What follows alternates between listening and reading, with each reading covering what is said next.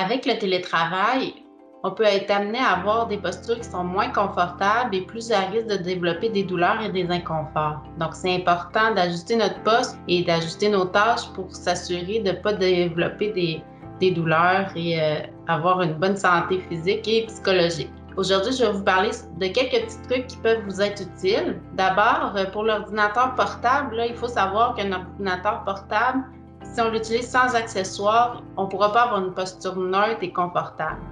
Donc, on va choisir soit d'avoir un clavier, une souris à l'externe ou d'avoir un écran externe qui nous permet d'avoir une bonne posture du cou et des bras et des avant-bras. On va aussi avoir besoin d'une bonne chaise confortable, une chaise qui est ajustable. Ça vaut la peine d'en acheter une, elle va nous durer longtemps puis elle va permettre d'éviter d'avoir des douleurs.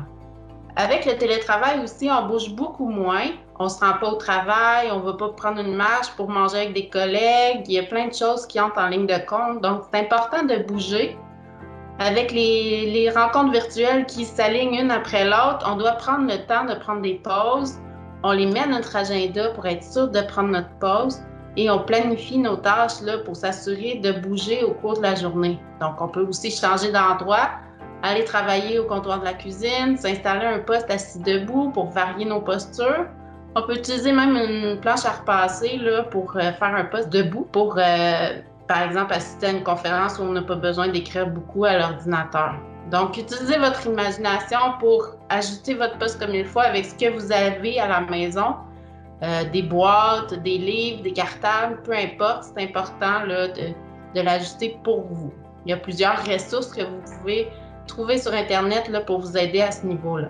Donc, il y a aussi, on bouge, on vise à bouger à peu près 5 minutes par heure pour changer de posture. Et puis, on change notre regard de direction là, à peu près aux 20 minutes. Pendant 20 secondes, on va regarder à 20 mètres. Donc, c'est pour éviter là, d'avoir les yeux trop fatigués durant la journée. Alors, il ne faut pas oublier, même si votre poste est bien ajusté, c'est important, on doit bouger durant la journée. Sortez sur l'heure du midi parce que c'est grouille ou rouille.